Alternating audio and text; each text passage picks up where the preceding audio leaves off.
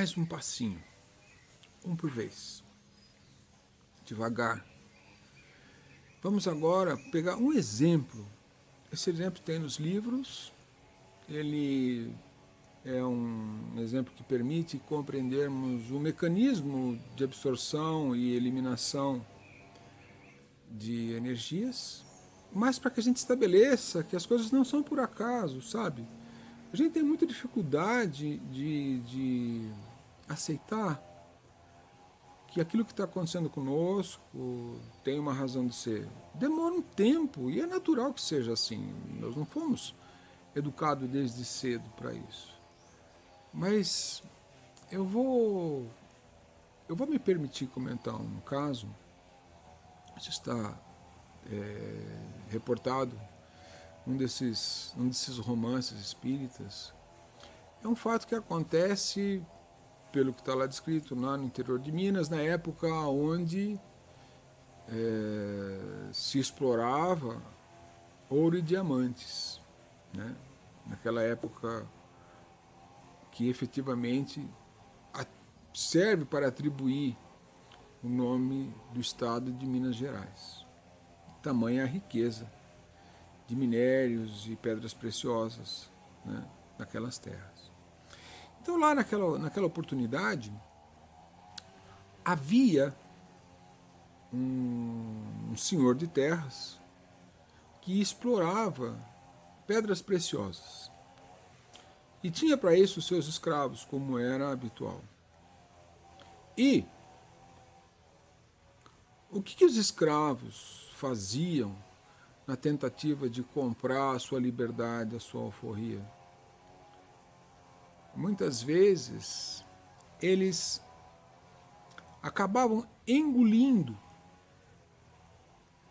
alguma pepita de ouro, acabavam engolindo alguma pedra preciosa, né? Na esperança de depois, quando o organismo expelisse pelas fezes aquilo, ele recuperasse essa pepita ou essa pedra preciosa e a vendesse, obtendo assim dinheiro para poder ou comprar sua alforria, ou fugir, custear a fuga, coisa desse tipo. Mas os exploradores desse tipo de comércio, os senhores de terra, tinham lá seus capatazes, tinham lá aquelas pessoas que vigiavam os escravos, que trabalhavam na obtenção de ouro e pedras preciosas. E tem um momento em que um dos escravos é denunciado, porque sabe que uma denúncia era regiamente paga, né? Então, o ser humano, em prol do próprio benefício, ele não se importa, não tem muita noção do que isso causa ao longo do tempo, né, das próximas vidas, mas esse escravo é denunciado.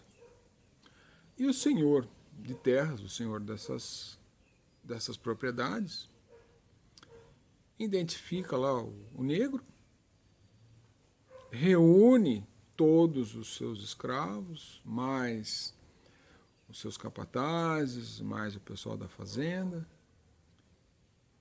e vai exemplarmente mostrar o que ele faz com aquele que não o obedece. E o que ele faz? Ele eviscera o seu escravo. Lógico que ele manda alguém fazer isso, é aberta a barriga, é aberta os intestinos, até que seja encontrada a pedra, até que seja encontrado lá o objeto de roubo. Para que isso sirva de lição para todos aqueles que estão ali e que ele seja obedecido e que isso não mais se repita. Pergunto: qual é o tipo de sentimento que esse senhor possuía? Quais eram as energias que ele gerou? Mais do que isso, esse que é eviscerado vivo, o que será que ele sentiu? Para onde foram encaminhadas essas energias? Aonde elas foram alojadas? Lembre-se, ele foi eviscerado, então foi aberto o estômago, foram abertos os intestinos. Ele desencarna, lógico. Aí o livro, a história dá uma parada e vem remontar no início desse século aqui, no século passado já, a continuidade disso aqui em Santana, onde moravam os fazendeiros de café. E essa história retoma num barão do café aqui, que olha que interessante. Ele continua com poderes financeiros, mora numa casa maravilhosa aqui na região de Santana, é descrito o bairro de Santana. Entretanto, qual é a doença que ele manifesta? Vamos ver se vocês conseguem descobrir. Lembra? Naquele episódio, a energia do ódio estava densamente sendo manifestada. Ele aqui, ele tem sérios problemas aonde? No estômago. E aonde mais? No intestino. Com o passar do tempo, a medicina identifica que ele tem o quê? Câncer. A energia do ódio acumulada na região onde ele sequer tinha como se proteger, porque, lembra, aquele escravo com certeza, com o mais absoluto sentimento de justiça, desejou que aquele senhor de terras passasse pela mesma coisa. Aonde foi que ele mentalizou aquilo que era justo para ele, ou vingança, mas é alimentado por um sentimento de justiça na visão de quem passa pela dificuldade. Mentalizou no estômago e no intestino. E isso vem, agora que esse senhor esse senhor de terras, mas continua como fazendeiro ainda, já cônscio dos erros cometidos, já propondo ter uma vida melhor, ele consegue finalmente se libertar dessas energias. Mas essas energias passam pelas partes que foram atacadas. E ele passa de uma maneira com dificuldade, sem dúvidas. Mas ele passa de uma maneira de tirar proveito daquela dor, refletindo no porquê, no que aconteceu. Ele tinha recursos financeiros para ser tratado dentro dos melhores recursos que tinha na época, mas isso não elimina o fato dele passar por dores e situações muito difíceis.